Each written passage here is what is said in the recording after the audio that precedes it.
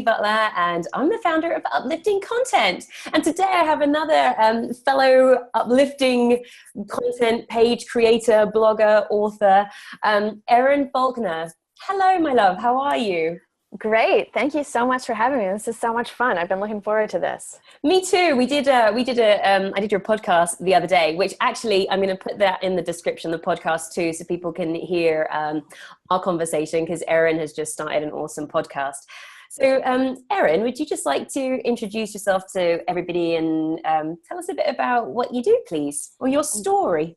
Yeah. Hi, guys. So what's my story? Well, it's a long one. I'm going to try and keep it short. Basically, in a nutshell, I moved down to Los Angeles. I'm coming to you live from LA, from Canada, about 15 years ago. And I came with a big dream to be a writer. And as many Hollywood dreams go, that didn't work out quite as I thought it was going to. And long story short, I found myself a couple years after I'd moved here completely down and out.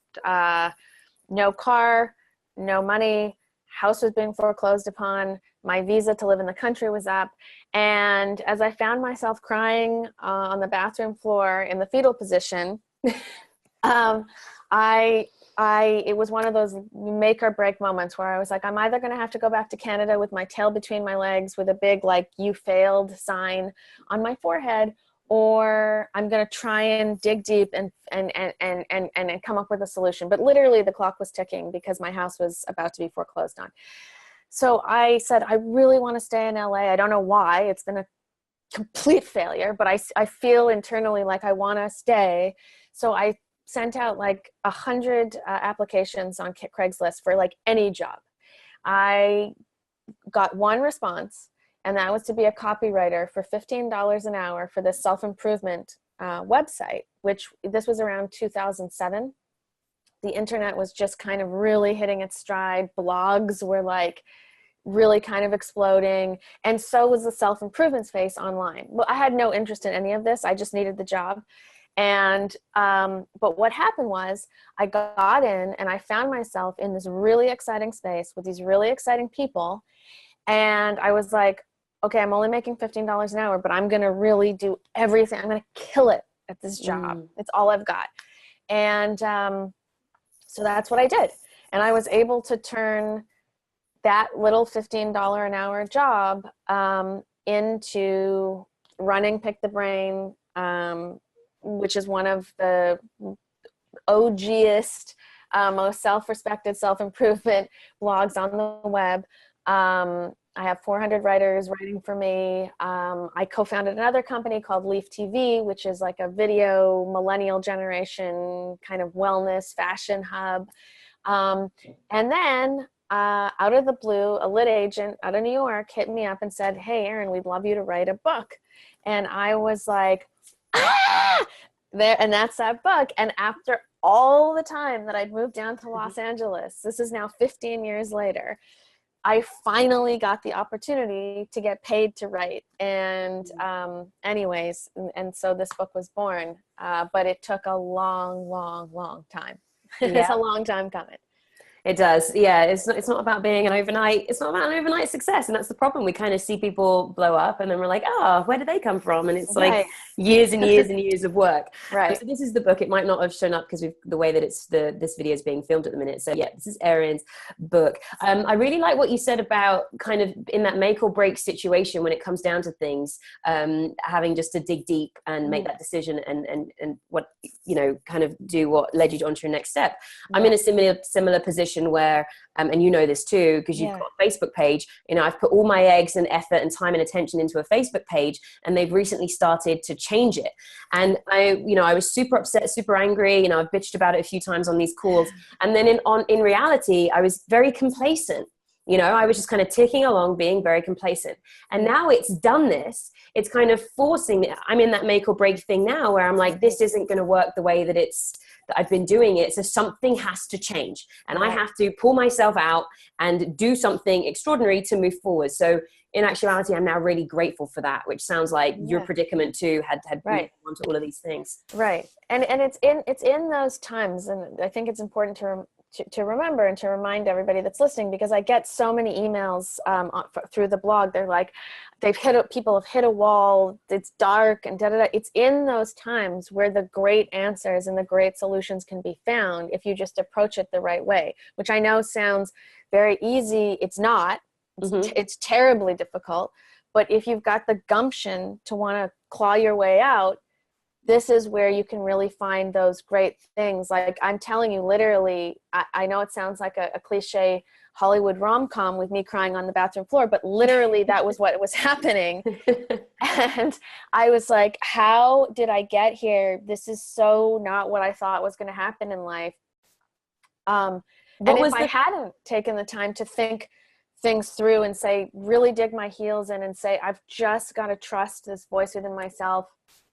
I'm willing to do the work, right? I got to listen to myself, because if I hadn't, I'd be back in Canada probably trying to do some community college law school degree, which... Because your parents wanted you to be a lawyer, right? Or yeah. And I thought I wanted to be a lawyer too for a long time, you know, 'cause I was a super kind of type A student, kind of killing it all the way through school and university. And I was just like, well, I'm going to be a lawyer because that's what I should do. And it wasn't until I stopped and said, wait a second, why should I be doing that again? You know, I don't know where this idea of should, what is should, like, according to what? And because, you know, I was doing things like doing stand-up on the weekends, stand-up comedy on the weekends, and I was writing like little short films, and I was like, wait, I'm doing this, these are two, you know what I mean? I started to listen, well, why am I just doing this stuff naturally? And, oh, wait, this is what I want to be doing, as opposed to what I should be doing. And believe me, when I was on the bathroom floor, I was like, nope, I should have been a lawyer. I should have been a lawyer. I definitely should not have, whatever. But when I really sat back and thought, I said, no, you got to listen to yourself. That wasn't an accident. What is the thing, and it might be difficult for you to kind of vocalize this because I can't always pinpoint it or give people the answer, but when you're on the floor or when you're in those moments of like, I just don't care anymore, like, what is it? Is there something that you can kind of communicate that would be, this is what changes, or this is what I do, or this is how you could do it? Does that exist? Is it just get up? Right. Well, for me, I mean, I don't know if this will answer apply for everybody, but I had come to Los Angeles for kind of a dream. And that was a problem in itself, because the dream was so vague that it was very hard to put any sort of goals or, you know, doable, achievable steps towards. It was just like, I want to be a writer. It's just, okay, well, that's way too vague. You know what I mean? But so anyways, but there was something in me telling me that this was the right way to go, right? When I was on the bathroom floor, what I said to myself was, how bad do you want this? How bad do you want this? And I was scared to ask myself that question, because if the answer was not that bad or not bad enough, then I would have wasted all that time getting up to this point. And that's a very scary thing. But when I was willing to have the answer be not bad enough is when when I was willing to be honest with myself. It meant I was willing to do whatever it was take to get out of it, whether it be double down on this or move on. So if you find yourself in that dark place, I mean, I know you and I talked about on the podcast that you've had some run-ins with depression and stuff. That's maybe kind of a different, when you're on the floor thing. This, because it's very easy. How bad do you want to not be depressed? Well, nobody wants to be depressed. You know what I mean? So it's a little bit different. I know that's not what you were asking me, but I do want to make the difference, because they're different circumstances. But when you are following something, when you're listening to your voice and you're really listening to your voice and you've kind of blindly followed that voice, when you hit the wall, you've got to take stock, like, have I been willing to do the work? Have I done the work? And how badly do I want this? And how badly do I want this now? Because I wanted it badly 10 years ago. Have I checked in with myself over the past 10 years? Maybe this isn't even what I want, right? Yeah. And actually it's true, because when I moved to LA, I was also, I wanted to be a writer, but I also wanted to be an actress. Mm-hmm. And I discovered very quickly, being in Los Angeles, though I'd had some success in Toronto acting, that being an actress was not what I wanted to do at all. I didn't like the process. I didn't like who I was associating with. And so I quickly got rid of that. I was like, well, I don't want this badly now. This part I don't. And that's okay. And that's okay. Yeah. It's okay to let it go. Rather than spend years pumping yourself and doing something that you're not really wanting to do. That you really wanted to do. So I think it's just, in those dark moments, really getting to the core of what you want and trying to separate everything from that. And be singular in your focus, and be willing to accept that what you thought you wanted isn't what you want now. Yeah. That's a hard truth to swallow. Be singular in your focus. Do you mean be very specific? Can you clarify that a bit? Yeah, be very, very specific as you can, and be, and it's like, I talk a lot about in the book, because I have this idea of like, when you, to really achieve true productivity, you have to understand what you want, who you are, and where you want to go. Not where other people think you should go, not where you think you should go, but where you want to go. And when you choose, you choose 2 or 3 goals across the general categories of life, right? Your work life, your home life, and your relationships. So when I mean be singular, I mean working towards whatever those goals are that you picked across those things. Work towards those things, and anything that doesn't serve those things, you got to get rid of and start weaning off, right? And so, I mean, be singular about it. And the more specific you are, the more singular you can be about it. It's when the vaguer you are, the more things, other general things can creep. Well, that kind of relates to that. And this kind of relates to that. No, if the more specific you are, you know if something's relating to it or not. There's no, you know what I mean? The more general you are, the more other stuff can be attributed as you start getting distracted. So, So that makes sense. Yeah. So let's talk about the book, How to Get Shit Done. Why was this the book that you decided to go with? Right. And how did it come about?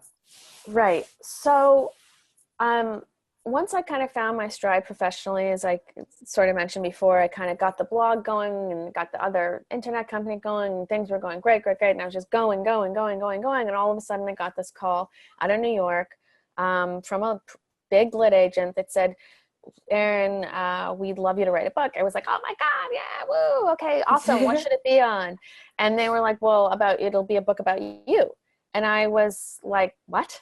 Who would read that book? And she was like, but, well, you've done this, and you've done this, and you've done this, and you've done this.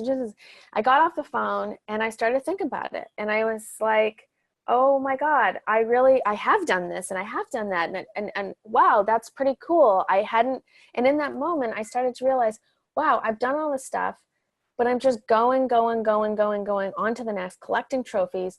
I'm not taking any time to appreciate it, enjoy it, learn from it. I'm just going automatic pilot, and that's a real problem, right? And when I went into the office the next day, I started to look around at the great, courageous, intelligent women that I'm working with. And I was like, okay, it looks like everybody here seems to be suffering from the same, this checklist, go illness, right? And it's a problem because, especially for women, I talk about this in the book, I feel like the internet is the great equalizer for women as it pertains to not just in the workplace, but also in the house. And yet I feel like we've got this great opportunity, and because of the way we've been programmed to just go, do more, get more done, we're missing this opportunity. We're just getting more stuff done to free up time to get more stuff done. Right. And that becomes doesn't make sense. A vicious cycle. There's no time to stop. There's no time to stop. And that's not the point. And so the idea of the book really is like, it's funny because the title, How to Get Shit Done, suggests you should be getting all this stuff done. But really, it's the opposite of that. It's about only getting the stuff that matters done. Yeah. So that then you can free up time to live your life, right? That's a life worth living. It's not about, at the end of the day, can I get 15 things checked off and then 20 things checked off and then 25 things? I mean, it's exhausting just talking about that model of living. You know what I mean? Yet alone actually living it. Yeah. So, yeah. It's funny that we've taken productivity to mean that, as in you just have to do so many things and keep doing things all the time. And I've been doing that and stopping and reflecting and going, why do I have to work a certain amount of hours per day? Why can't I go and enjoy my day and enjoy my life? Now I can, I'm not employed by anybody who tells me I have to go and be somewhere. And yet I'm mentally locking myself, fixing myself in front of my computer when I don't need to be. And most of the time I then am just kind of faffing around, not really doing anything, which makes no sense. So it's almost worse when you're your own boss, especially as a woman, because it's like you never let yourself off the hook. At least if you have a boss, it's like there's generally speaking, a clear set of things you need to get done. And then if you get those done, maybe you can, move on to something else. But I mean, I myself too, before I was going into an office, I just had the blog, and it was like, anytime I wasn't doing something on the computer, I was like, ooh, I really should be doing that. I really should be, I could be doing that. I should be doing that. Right. And it's like this jail in your head. It's like, so great, I don't have a boss, but like, then you're working all the time. Yeah. And it's exhausting and not fun. Like it was getting to the point where it would be all through the day, all into the night. And and it's like, just calm down. Hello to everyone on the call, by the way. Thank you. We got Shai and May and Sherry. Hello, lovely. Eduardo and Ed and Kevin. Hi. If any of you guys have questions, let us know. So I want to know, Erin, how are you finding the balance now? How is that working for you with the business and family and stuff? Well, it's good. I've worked a long time on kind of, the thing about doing this is like there's a lot of hard work up front. In the book, I talk about doing a 7-day time challenge to really understanding where you're spending every hour of the day, because at the end of that 7 days, I guarantee you will be shocked at how much time you're giving away. So there's things like the 7-day time challenge. There's the idea of really analyzing who you're spending your time with, who of your work peers and your friends give you energy, who deplete your energy. And then you have to start making decisions and choices about who you're going to, in a calculated way, who you're going to spend your time with. Is it going to be the people that when you see the friend's name on your phone and you go, but you take the call anyways? Or are you going to spend your time with a person when after you talk to them for half an hour, you're like, oh my God, I've got so many ideas. I feel so alive. I feel like I can do anything. Those people, both categories exist for you, but you need to now analyze it and start making choices, sometimes difficult choices. You got to put yourself front and foremost in every story, in your story, right? As opposed to letting everybody else come in and tell your story for you. So anyways, there's a lot of kind of difficult upfront work that needs to be done. But once you do that work, and I did this work a couple of years ago, it becomes easier and easier and easier to the point where you're not even thinking about it. This idea for me, 2 years ago, saying no to somebody when they asked me something either for work or personally was unheard of. I was the person saying yes to everything because I could do it, so I should do it. And I wanted to be the best friend and I could do it, so I should do it. And at the end of each week, I was like knocked out, totally energy depleted. This is not surprising though, when you actually look at your behavior and how you're spending your time and who you're spending your time with. Now, I say no, like without thinking about it, because 9 times out of 10, I shouldn't be doing these things. Right. I got to put myself first.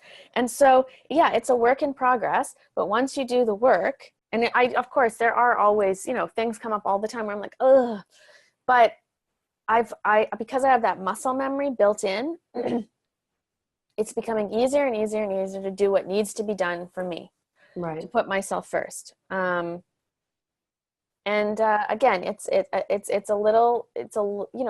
an upfront work, but once you do that, it starts to become your way of life as opposed to something you have to do and work on, which I think is the ultimate goal.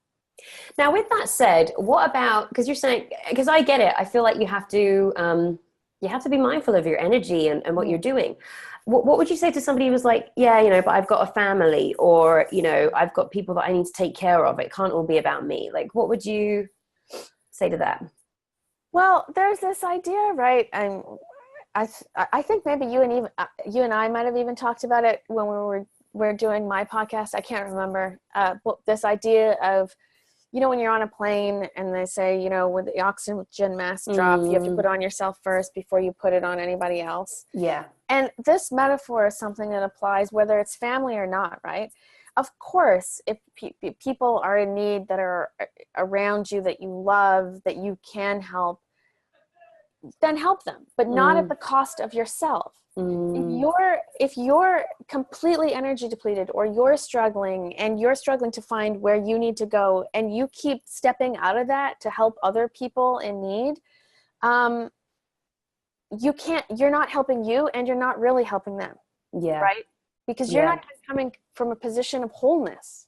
You're coming from a position of compromise, and then imparting your wisdom or help on somebody that needs it when you haven't even figured it out yourself, right? So it's kind of like, also, you train the people around you and how to treat you. Yeah. On how to treat you. So if I have a newborn baby right now, right, which is about 5 months, and I'm in the very difficult process. So the first 4 months, you let them do whatever they want. They cry, you go running. But after that 4 months, when they start crying, you don't go running. You wait it out. You right? I'm training him. I'm not always going to run to you when you start crying, right? We're going to see if you're really upset or not, right? So training him, babe. You got to do the same thing with the people around you. A lot of times, it's just their default reaction to pick up the phone and call you because you always answer. Because you always give them the 2 hours.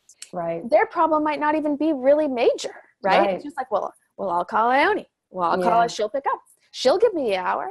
She'll listen to me piss and moan. She'll listen to me da-da-da. So you're not doing them any favors, right? So just like the baby who you need to teach to self-soothe, right? And that's what they do. And so they understand, I got to figure this out for myself for the most part, unless I have a wet diaper or something. And then that's you got to come change it, right? But it's the same thing. I mean, it's different, but it's no, I get it. The message is the same, right? Yeah. So, yeah, it's true. And I think I'm the metaphor queen, right? We've got we're on the plane with the oxygen, the baby, and the basket. But I mean, you get what I'm saying. I do. Joshua says, sounds really close to something I have learned to do, identifying the large rocks in my life. It comes from the story of having a jar with a few large rocks and asking if it's full, then pouring pebbles into it at the same time. I've heard this and seen the video of this. You pour the pebbles into it again, is this full? And then adding sand and then adding water. The moral of the story is you'll never have a full jar if you don't start filling it with the large rocks. So in life, identify the important things first and then add the small stuff. It's a really beautiful metaphor. Thank you, Joshua. Yeah, that's exactly. See, Joshua appreciates a good metaphor. Joshua is a legend. Yes, he gets it. No, and that's a very, very, that's a great way to look at things. We're saying the same thing here. Yeah. Like, identify the big stuff and be singular in your focus on that. Everything else is just treading water. Yeah. Yep. Oleo says, work-life balance. I love being on my own time, but it's so hard to get a job that pays the bills and allows you to have this luxury. When I have the money, I don't have the benefit of free time or time, but I guess you have to work towards it. So I think, interestingly, a thing that a friend of mine once said to me earlier was about working smart, not hard. And I think with a lot of people, we're trained to trade our time for money, meaning that we think that in order to make money, we have to give away time. And a book that I read that was phenomenal was Rich Dad, Poor Dad by Robert Kiyosaki. And it was the first time I actually looked at making money work for me. So you're saying that, you need to be working to have money to be able to enjoy time. Well, there's also ways that you can have money work for you through investments and things, which takes money, yes, but it's kind of looking at the ways in which you can earn a living without having to be there doing a thing all the time. And I guess, and that's things like books and things like that, things that are making you money while you're not having to go and sit in an office or do a thing. So Rich Dad, Poor Dad earlier was really great for me for that. Do you have any thoughts, Erin? And just to add to that, I know this is a pretty idealized situation, but in a perfect world, the work you were doing, you would also enjoy. right? Exactly. So Yeah. there Yeah. isn't that big, like, it's Friday, it's the weekend, and then it's like, I got a case of the Mondays, it's da da da. You know what I mean? You Right. want to try and do everything in your power to get out of that situation. I mean, and we can't all have the luxury of, we've got to pay the bills and stuff. But the goal, right, is to find something you do that you actually feel really excited about doing. Mm-hmm. And yes, it's work, but it's not a taxing work that depletes your energy. It's a work that, yeah, of course you feel tired at the end of the week, but your energy and your enthusiasm is completely intact. And so I think that's like That's a the great point. ultimate goal, right? Yeah. Yeah. Yeah, that's what they say. If you're doing something you love, you never work a day in your life. And Right. and I feel that way with acting stuff sometimes. Right. I'll be on set at 6 a.m. or whatever, and we're just running around being silly, dressing up and having a laugh. And I'm like, this isn't even work, Exactly. So yeah, Yeah. it's finding those things that you enjoy that much that it doesn't feel like work. Great point. Oh, Leah, what type of things are they that you would love to do that you could be paid for? Sai says, having a schedule makes it easy. At the same time, it's also so boring doing the same things daily at the same time. Do you have any suggestions to balance that? Erin, thoughts? Yeah. I think that, number one, you have to, first of all, so I talk about in the book, there's kind of three large buckets: your career life, your personal life, and then your relationships, right? And you have to find a balance between all three of those things. It sounds perhaps in your case, is that you're going through the work and it's boring, right? But you've got nothing to counterbalance it, maybe, on the flip side. So it's about finding the things that, even if your job is something that isn't like thrilling you, you're not in a position where you can leave that job yet, right? It's about filling the rest of your time with stuff that really, really excites you and fills you with enthusiasm. So what do you really love to do? And I talk about this in the book, and I talk about this all the time on the blog. It's about finding out who you are and what really, really turns your crank, what really gets you excited about life. And then, in a conscientious way, just as you're scheduling your day to get your work done, find, in a calculated way, time to do the stuff that you love. And it's really important, because sometimes that even feels like work, finding the time to do it. But once you do it and you're spending time doing stuff that really gets you excited and fired up, at least you have that balance, right? Between the boring day job and something that, as opposed to just doing the boring day job, getting home being like, I'm tired and I'm going to Netflix and chill for 3 hours, right? Now you can relax as long as you're doing it in a concentrated way and you're enjoying it and you're making the point of, I'm sitting here and relaxing. But you shouldn't be doing that all the time, because then it's just like work, boring, zone out. Work, boring, zone out. It's, you owe it to yourself to use that time to do stuff that fires you up. Because you'll be really amazed to see what that does for your overall energy, even in the day. So like that boring job is less boring when you have a positive energy coming from the night before, right? Maybe you can get, and it also opens up your creativity. So that boring job, if you can start putting a creative lens on it and finding ways to have fun with it, or do something that isn't boring, all of a sudden you'll see that job, it becomes a self-fulfilling prophecy where it starts to become less and less boring when your attitude shifts towards it. But it's hard to have an attitude shift when you're just kind of going from day to day without thinking about it and without filling your time and your energy trough up. Yeah. I was going to say that too. I think with routines, it's very helpful to have a routine and a schedule to be focused, to get stuff done. And I would say pretty much what you said, Erin, with having the creative lens on it, is boredom is a state of mind.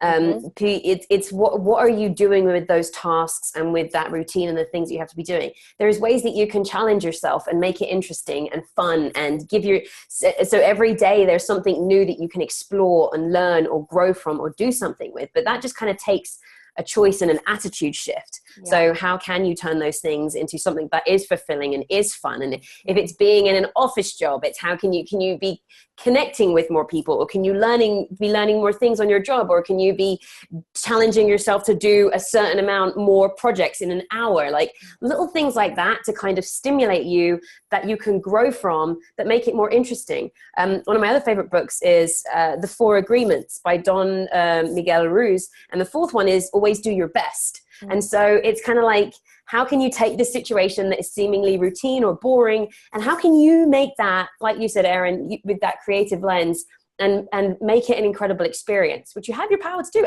And then it becomes a fun challenge. Yeah. And you know what? So when I started that $15 an hour copywriting job that I was talking about at the beginning of the show, right? So that was a pretty crappy job. It was actually really crappy. But when I stopped and I looked around at what the company itself was doing, I said, well, I don't really like this job. This is pretty, I can't believe that this is the writing job I'm doing in LA. But I said, there are a couple jobs here that seem really interesting to me. Now they're way higher up than me, right? But if I could get to that, that's something I think that would be really, really, really interesting. And so I used that for this crappy little $15 an hour job. And though that job was crappy, I said, hey, but there's something cool in this company, and that's where I want to go. And so I used all my energy. I did a great job on the copywriting. And then I started to do little steps to position myself to get higher and higher to the place that I wanted to go. So maybe within your company, and I'm not sure what job you're doing, your job is boring and not great, but is there something within those walls? Is there a position or some positions that are like, oh, actually, that seems pretty incredible? Because if you start positioning yourself to go there, and it comes with very small pivots, right? Like it's attitude adjustment. It's about finding creativity in the work that you're doing. You can get somewhere really great if you open your eyes. There could be a great opportunity sitting right in front of you. You just got to focus on it. Right. Yeah, agreed. Wow, that's us. Thank you, everyone, for jumping on the call. Leo, I'll leave the comment for the book that I was talking about, and we'll also put a link to Erin's book in the comments above. Guys, as always, it's a pleasure talking to you. But Erin, thank you so very much. I'll have a link to the book and Pick the Brain stuff we share on the page all the time, so you can check out Erin's page. But yeah, any final last words from you, Erin? No, I want to thank you for introducing me in such a personal way to your audience. And thank you also for being on my podcast. My audience loved you, not surprisingly. So thank you. Thank you. Oh yes, I'll share that. I'll put that in the post description too. So everything is there for everyone. Guys, thank you. Shai says, thanks for the inputs, guys. Our pleasure. Take care, everyone. Bye. Bye.